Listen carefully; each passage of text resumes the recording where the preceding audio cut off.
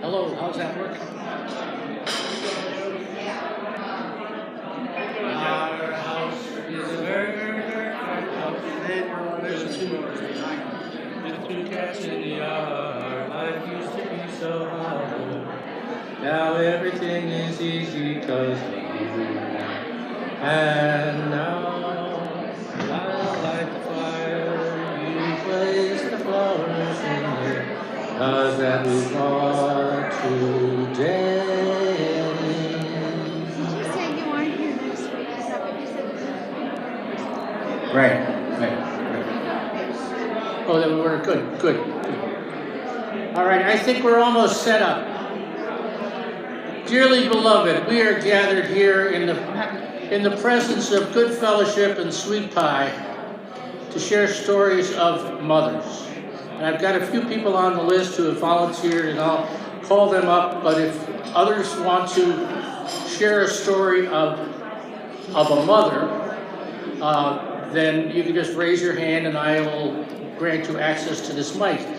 And we are live streaming this, and I apologize to the folks at home because we can't really have you participate like we could on Zoom, but in this room we live stream.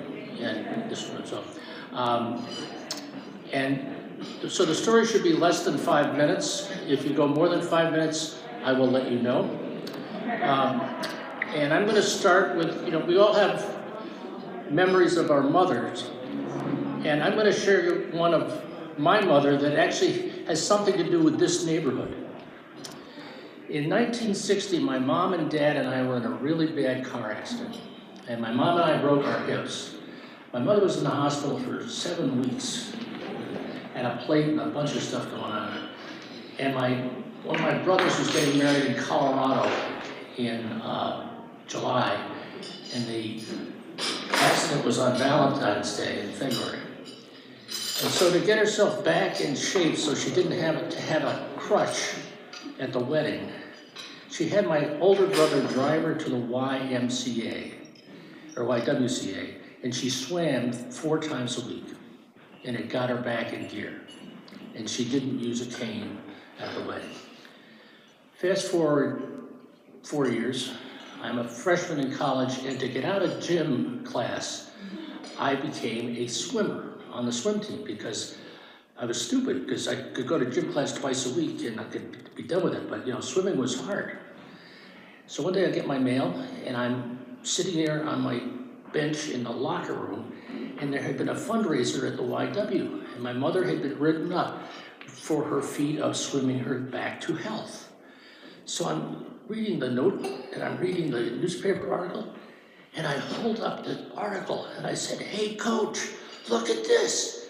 And the coach picks up the newspaper article, reads it, and looks at me, and he says, "Doolittle, you're the only guy on this team whose mother could probably beat her in a 50-fly fly."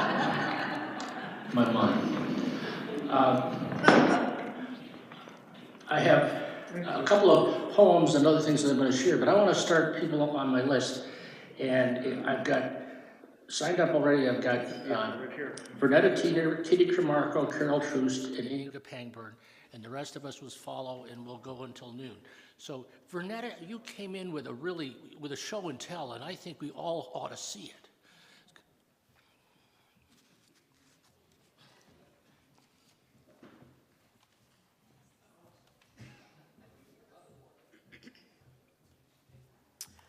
My mother not only baked the best cinnamon rolls in the world, but was a seamstress. And on the farm, us as little girls, we wore dresses.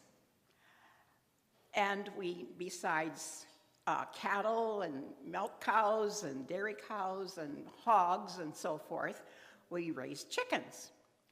So the chicken feed came in 50-pound bags, like so big, and it was filled with chicken feed, ground corn, very, very small. So as Dad went to town and came back with these big bags of chicken feed, those sacks were prints. There were prints, all colors. Sometimes they were plain, sometimes they could be a checkered, a flowery, whatever. So after the feed was gone from the chicken bags, Mother would take the seam apart and wash it, iron it, and it was about a yard size. And so if you had more than, we have 3 bags and they had the same print, you could make probably a bigger dress or an apron or something. And then if there was enough, she would also make bloomers to match the dress. So this is one of the dresses, typical style, simplicity pattern. This is a small checked. It's very faded. It was made for me, probably 3 years old. The puff sleeve, a tie in the back, little pockets, trimmed with rickrack, buttons, and snaps. And this, I figured this dress at the time, including buying the pattern, the thread, the buttons, the snaps, and so forth, it's probably less than $1. I have not looked it up. But anyway, me at 3 years old, I wore this little dress. 3 years later, my sister wore it. 2 years after that, my third sister wore it. So it does have some stains. It's very faded. And I also then, when my daughter was 3 years old, which just happens to be Glenda, I put the dress on Glenda, and this was in 1978. Now, just so you know, Glenda Tiener is engaged to a guy named Joshua Dooley.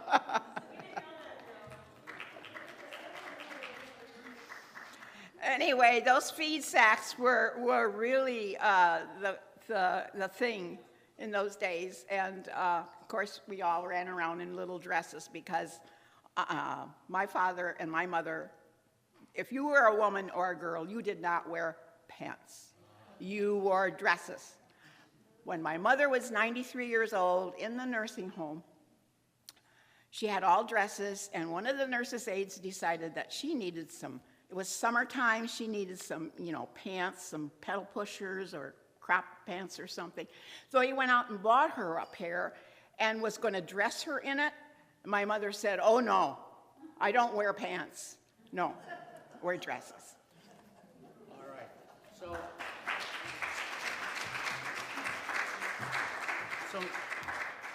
Mom didn't wear pants, but she did do things with chicken feed bags. That's pretty good.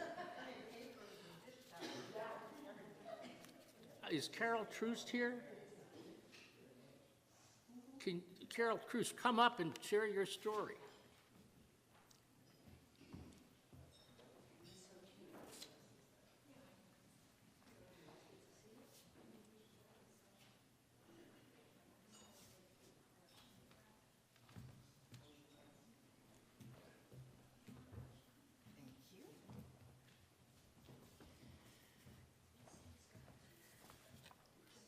My mom was, I call her a survivor and a very clever lady. She she became a widow when she was 23 and had 4 kids, 5 and under. My sister was 10 days old at the time. Anyhow, she became a marvelous cook, absolutely wonderful cook, wonderful baker. She quit baking bread and rolls because she said she gained 5 pounds every time she made some bread. But she loved to cook, and she taught us to sew. I said she was a typical 50s mother. But my dad, who also became a gourmet cook after he left chemistry, that's still going into cooking, he always was buying my mom's new gadgets for the kitchen. So, and we always had weird food in our family because Dad would think of something cool that he could buy at the market. So Mom was making borscht. Do you know what borscht is? Okay. She was making borscht, and she wanted it nice and creamy and smooth. And Dad bought her a blender. Perfect. It's really great. He bought her the blender. She made up the borscht. She put it in the blender, and she turned it on and forgot one important thing. I don't know how long it took him to clean up the borscht that was all over everywhere, but as soon as it happened, we 4 kids disappeared. We didn't want to have anything to do with it. And I have never had borscht. I have never had it because after that, my mother said it just gave her bad memories and she wasn't going to do it again. I said, all you have to do is put the lid on. Put the lid on. Put the lid on. So that was it. All right.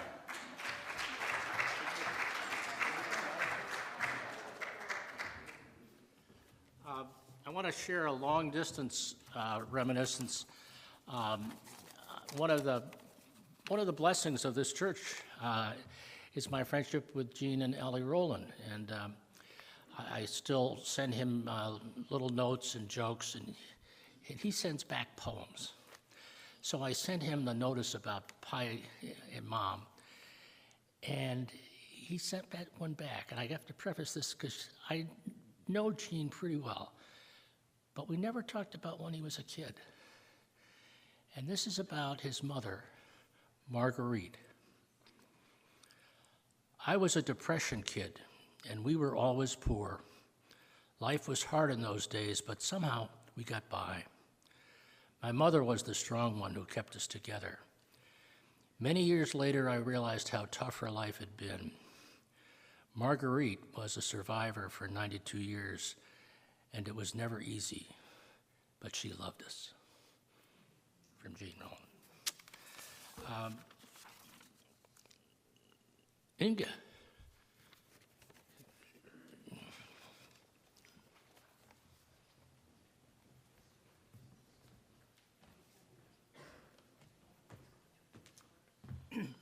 My mother was also a very strong woman, and my father died when she was about 50, and shortly before that he had made a miniature golf course in this resort town where I lived in Denmark, in the most northern part of Denmark, and she ran it for over 35 years by herself afterwards.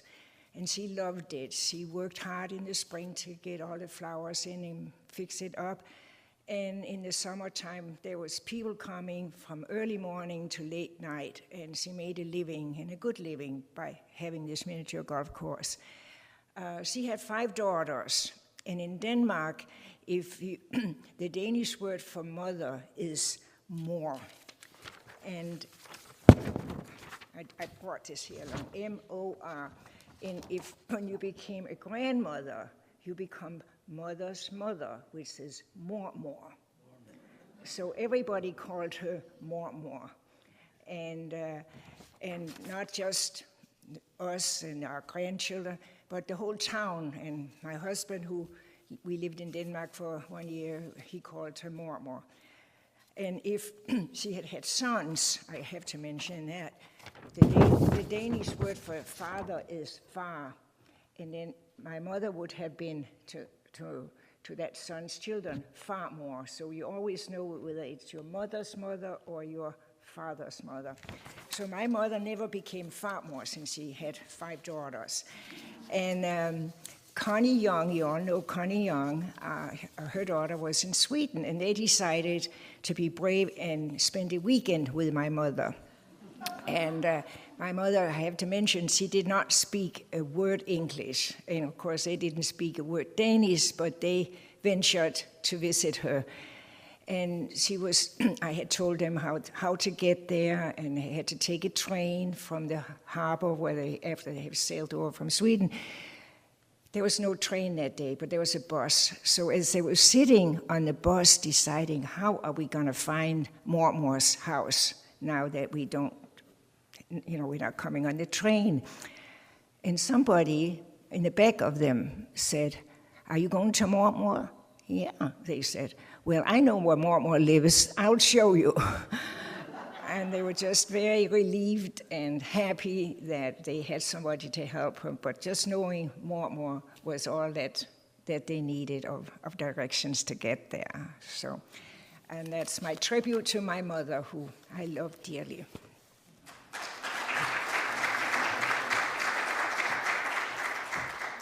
And more, and I would be far, because I would be a grandfather, right? There we go.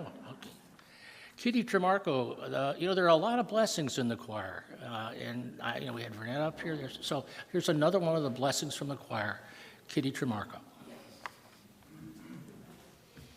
And this is the last of our interviews, so we'll start the raise your hand and we'll go from there. Hi, my mom, her name was Margaret Richardson Ward, and she was born in Cleveland in 1916. And her grandparents lived in a little town southwest of Cleveland, a very small town named Wellington. And Mom used to spend summer times with her grandparents in Wellington. And it was there, I think, that she learned to love animals. Animals just gravitated toward her, and one of the things that she did, besides playing with the barn cats, she used to like to climb the apple tree, and my great-grandfather's horse, Hawk, would come over whenever she was in the tree and beg apples on it from her. And if she didn't pass him fast enough, Hawk would nip at her ankles. Yeah, I used to ask her about the olden days because she could tell stories about Wellington. Wellington was the kind of place where in 1916 to 1920, they still had horses and buggies, and that her grandmother would hitch up the horse to the buggy and they'd go and visit Mrs. Adams across the town. And also that my great-grandfather, his name is William Vischer, he would hitch up the pony to the wagon and they'd go for a ride. And Mom said one time they were out for a ride and there was a turtle that was crossing the road, and great-grandpa thought, "Oh, turtles, we can have turtle soup. Grandma will be so happy to make turtle soup." So he grabbed the turtle, put it in the back of the wagon, and all the time Mom was thinking, "I don't think Grandma wants to make turtle soup." And she was hoping very much that this turtle would escape, and the turtle did escape. I'm not sure if the turtle was assisted to escape, but the turtle did. Years later, besides loving animals, she loved children. Children would gravitate toward her. Of course, my sister and I thought she was just the sweetest, most loving person in the world. And even my cousins loved their Aunt Margaret. So in particular, I remember one time I was a new mom, and my daughter Ruth was brand new, and I was just home from the hospital, and one late night I nursed her, and she wouldn't go to sleep, and she wouldn't stop crying, and I was so upset. I was tired too.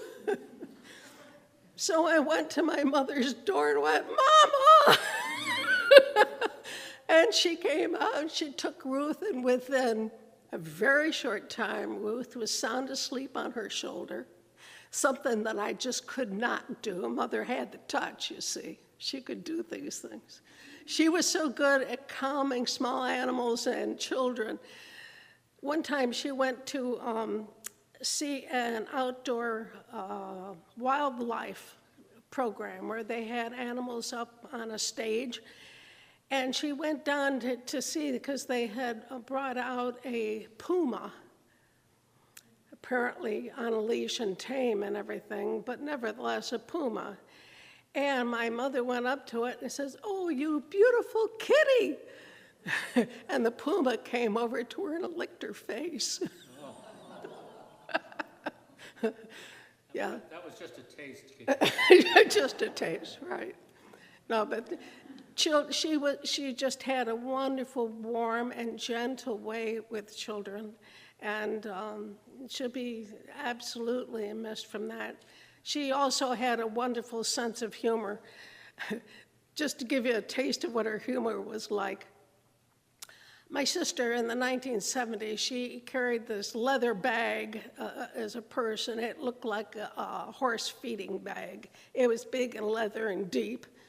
And they were in a waiting line in a store, and my sister went to dig into the bag to find something, and she jabbed her finger against the point of a compass, and she yelped and pulled her hand out of there, and my mother said, "Snakes biting, are they?" Another time that she, back in the 50s, you could get face powder made to match your complexion. And my mother had brown hair and kind of hazel blue eyes. And so she went up to have powder made for her, and the lady was looking at her and looking carefully, and then she said to my mother, "What color are your eyes?" And my mother said, "Tweed."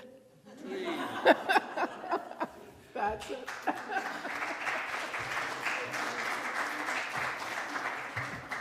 Tweed, Puma, Andy Chestnut, if you got your hand up, another blessing from the choir. There you go. Other hands for somebody who's next. So this is a story about my mother-in-law. I checked with Heather. Whoa. So this is Mary B. And over 40 years ago, there was, some of us may remember, before the fall of the Soviet Union, there was the Solidarity Movement, Solidarność in Poland. And she took in a couple of Polish brothers who were political refugees.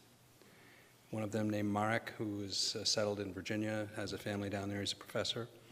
The other one, Andre, who I knew better, eventually wound up moving back to Poland after the situation changed, and he has his American citizenship, but he married his girl from his childhood, and their family's over there. And he gave us a call the other day. We'd been trying to arrange, we keep in touch and stuff, and he said that he had just sponsored two Ukrainian families and had just rented apartments for them in his hometown of Wrocław. So I just was telling Mima about that in the columbarium where she's been about the last 20 years. But things do connect, don't they? Thank you.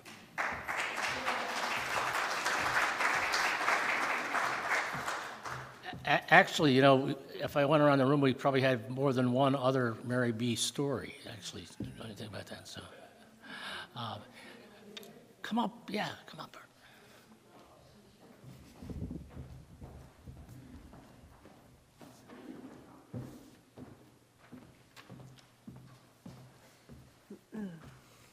So my mother is also named Barbara, and I'm the youngest of 7 children, so by the time I came around, they just ran out of ideas for names, I guess. But my mom was always a planner. She was very good with numbers. She always did our taxes. She worked for H&R Block. She did bookkeeping. She did all of my parents' financial planning. So she was very much a planner. And one summer, we were at my family has a lake house on Lake Bomoseen, which is not far from Lake George. And the cabin was practically falling down when my parents bought it, and it was way high on a hill. So in order to get to this cabin, you either had to walk up about 3 flights of stairs from the road below, or walk down 3 flights of stairs from an access road behind. But it was really in the middle of a hill. And, you know, as the youngest of 7 kids, dinner was always a big deal. My mom had to cook a lot of food. And so that summer day, she had planned on making chicken for us on the Weber grill, which sat very proudly on a concrete pad, which was about halfway down the hill from the parking lot above. And so she had this Weber grill going and got the chicken on the barbecue, and it was smelling fantastic. And so we were all anticipating this great meal in the summer. And my mom went out to turn the chicken, and she lifted the lid off the Weber grill, and the entire grill and its contents flew down the hill. And my mom just stood there with this quizzical look on her face while she was holding the lid to the Weber grill. And my dad said, "Barb, you all right?" And my mom said, "Yeah, I'm just trying to figure out what we're going to have for dinner now." And my dad said to her, "That's what I love about you moms. You're always thinking about plan B." So that's what my mother taught me. Always have a plan B.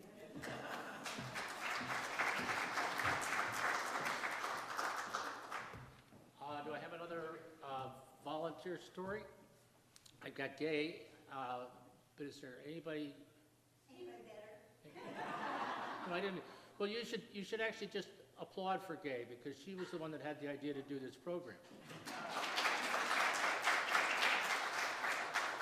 Why don't you come up and tell a story then?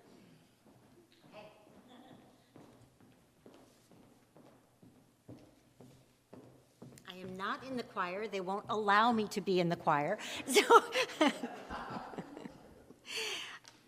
I actually don't know this person, but the other day I was at Lowe's, and there was this woman there, and she had a sweatshirt on that said, "I'm Grandma," and she had a 2-year-old in the cart. And the 2-year-old was just being a 2-year-old. Impossible, fussy, complaining, wanting to go home, just the worst. But this grandma was just speaking so sweetly. She kept saying things like, "Sally, it'll be all right. Sally, we'll be home in about 5 minutes. Take a deep breath, Sally. Get calm. It'll be all right. We just got to find the right light bulbs. Oh my gosh, there's so many light bulbs. Oh, wait, these are the ones. Sally, we're just going to have to pay now. Take a breath. We'll be home shortly." So I was done about the same time too, and as it happened, her car was next to mine. And after she got this whiny little, frustrating little 2-year-old into her car seat, and she was backing out of the back door, I said to her, "Wow, Sally is so lucky to have you taking care of her. What a lucky little girl to have you as her grandma." And she looked puzzled for a minute, and then she said, No, my name is Sally. This little shit's name is Madeline."